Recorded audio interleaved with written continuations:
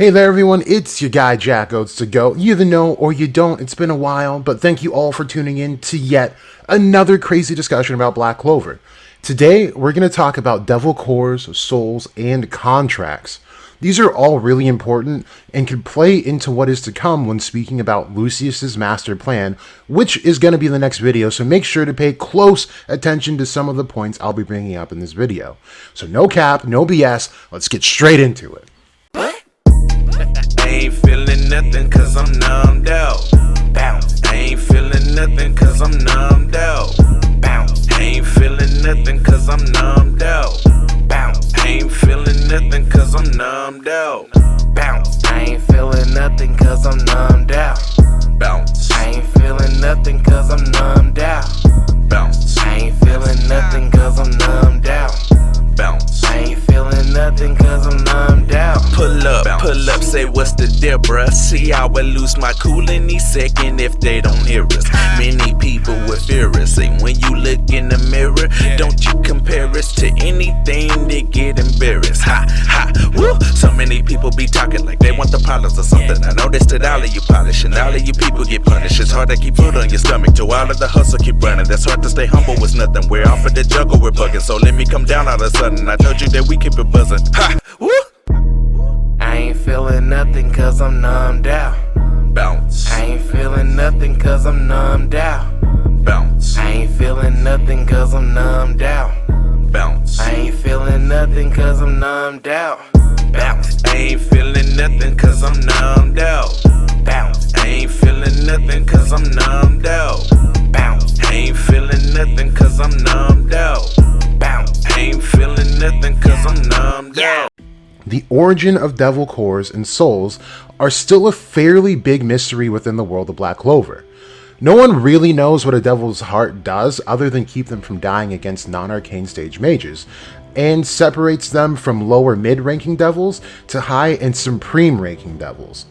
We've seen that a core given to a human can turn them into a devil with the likeliness of the devil that gave it to them, as seen with Zenon and Beelzebub, but we will dive much further into that in just a bit. We still know next to nothing about souls. All we know is what we can assume. Every living thing has one, there's a mysterious tie to Alicia, and that's about it. We did get the added notion that mana, while also being separate from the soul, is also found in life energy.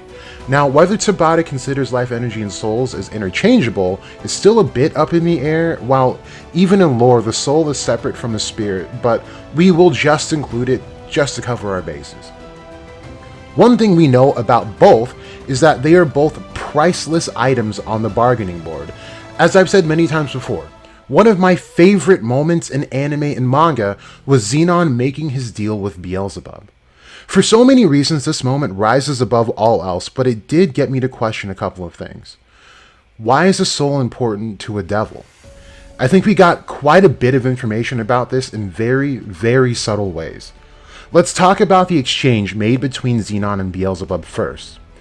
I, for one, can't believe that Beelzebub has the innate power to create a devil core out of thin air, or turn Zenon's already existing heart into a demonic one arbitrarily. So that core that we see Zenon with must be Beelzebub's true core.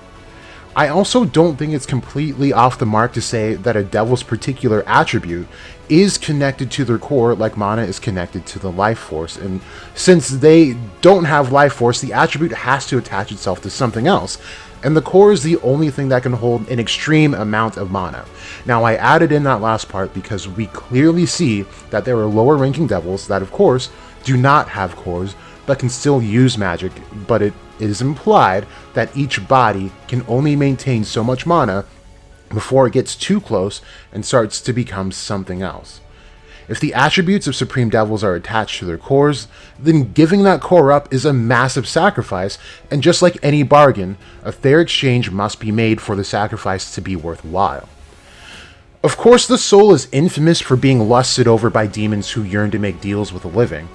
So what does Zenon's soul do for Beelzebub? Well, first, I'd like to say that with the exchange of Beelzebub's core, Zenon had become the devil of space, and I believe that Beelzebub no longer holds that attribute with him. This could mean Beelzebub has no spatial magic whatsoever, or now that he's no core, it has been significantly weakened for the sake of Zenon. Is the soul really a fair trade? We can see with Zenon's descent, he kept both attributes, his own and a heightened application of Beelzebub's spatial magic. This tells me that the attribute did not go with Zenon's soul, so Beelzebub may not even have bone magic. So what does Beelzebub have? And this, ladies and gents, is where the rabbit hole begins. What if I suggested that Beelzebub had more than one core? What if I suggested that the highest ranking Supreme Devils all have more than one core?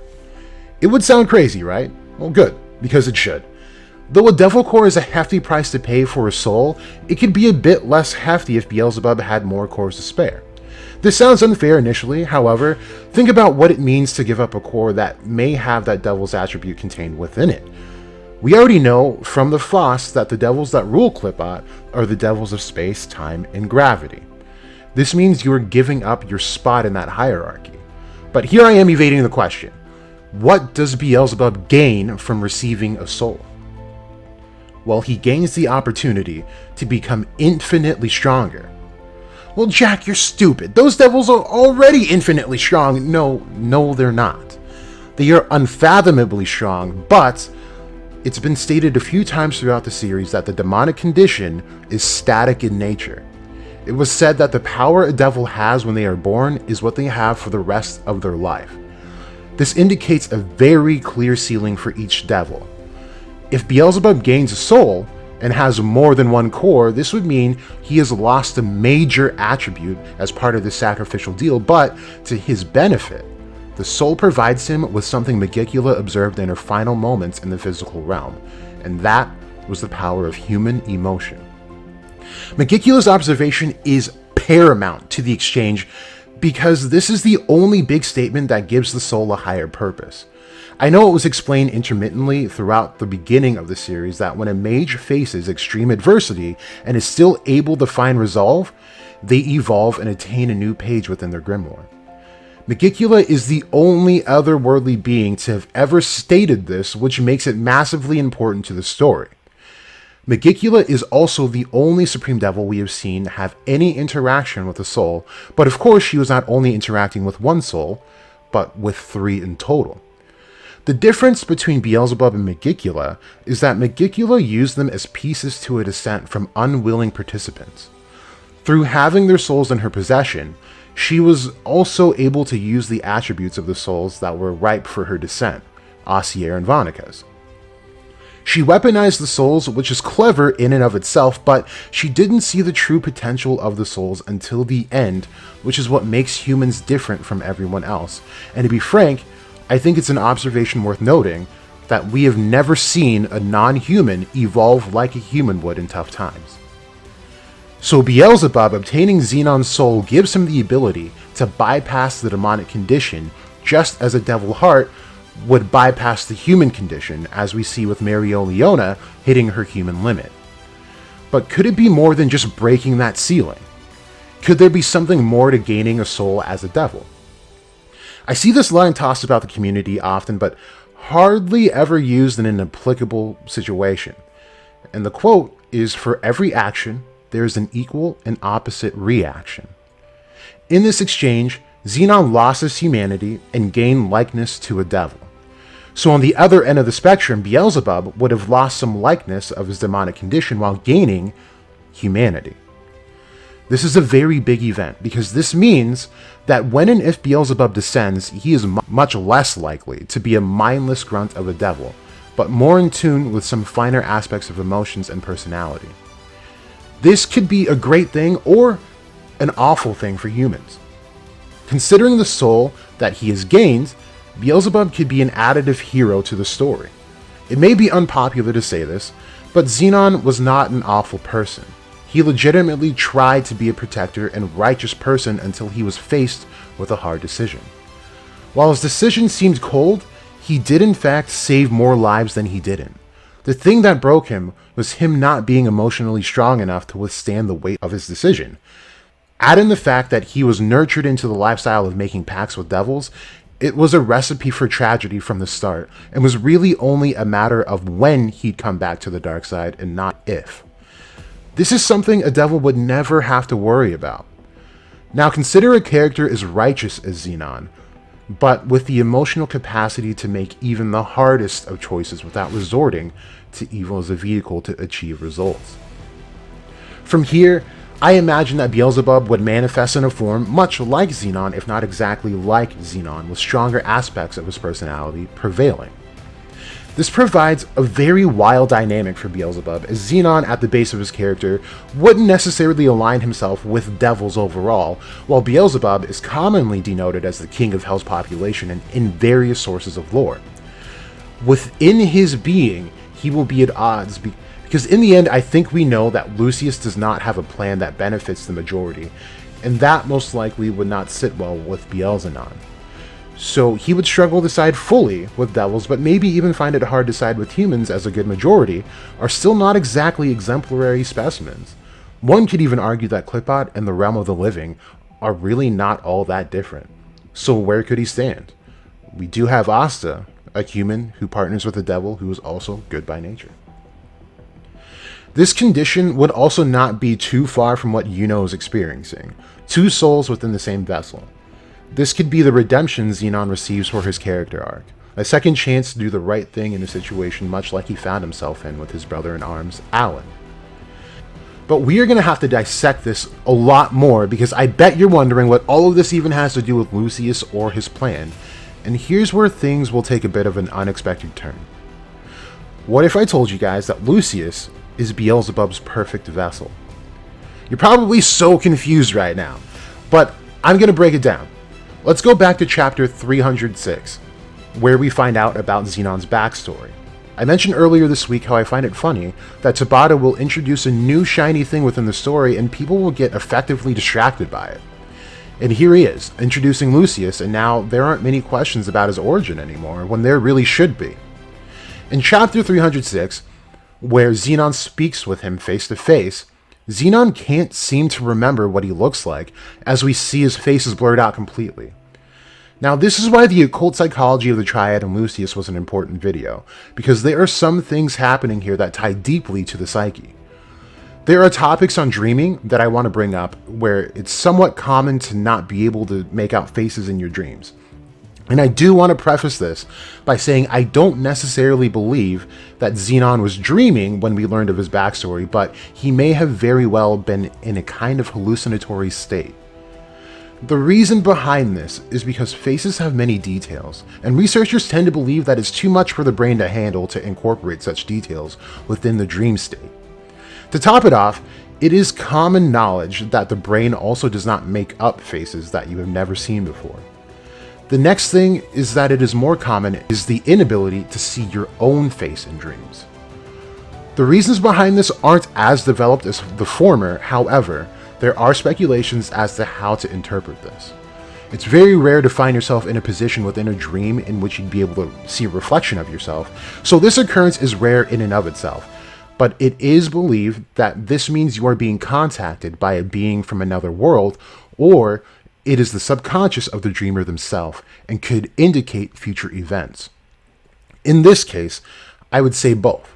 Now, I've made countless threads and videos on Beelzebub and his role in those whom are involved in the occult, so I won't go full on into this, but in short, Beelzebub is specifically known to cause confusion within the mind of the mage who is working with him. In fact, the realm in which he rules literally translates to the confusion of God. In occult practices, he is said to cause confusion as well as bring one to a state of absolute self, where one's overarching personality prevails as opposed to our natural dual nature. This is important because for a very long time, I've said that Beelzebub was the only devil within the Triad that did not have a plan of individual descent, but given the clues we have, this very well could be completely off the mark, and in fact, he's been working tirelessly to descend into the world of the living. To me, it seems as though Beelzebub took advantage of Zenon's emotional and mental turmoil and was able to manifest as more of a shadow for Zenon. He starts out in a sickly state, but this is after Zenon meets Alan. This means Beelzebub's hold on Zenon is getting weaker because Alan has helped Zenon find some resolve. I will go on record and say that the demon inside of the dungeon where Alan dies was somehow placed there by Beelzebub for the express purpose of Alan dying and Zenon coming back as he did to make him a devil host. The reason for this is actually quite simple. While Megicula works her way around the Advent by placing mages into forced contracts with her, she would have been able to descend, but not in an undying body, as these souls were not given to her willingly. Remember that the point of making pacts with devils is for the devil to obtain the soul of the one who called for the contract. Souls are power. In the final moments of Zenon's life, he desperately clung to what he believed was right by offering Beelzebub everything, his soul. By doing this, he no longer is a shadow. He would be able to manifest completely, soul, body, and all, thus making Lucius the prevailing personality of Zenon's able to manifest. So how did he land in Julius's body? Unfortunately, ladies and gentlemen, I have to leave you with that, as the next video will be unraveling Lucius's master plan, and I promise I'll answer exactly how Beelzebub landed in Julius Novachrono's body. But I'll say this, we saw Satan, but we still have Lucifer out there. This is massive, and this will tie things in very well. So I hope you're ready for the ride. Thank you all for tuning in, and I'll see you in the next video. This has been Jackos to Go. You either know or you don't.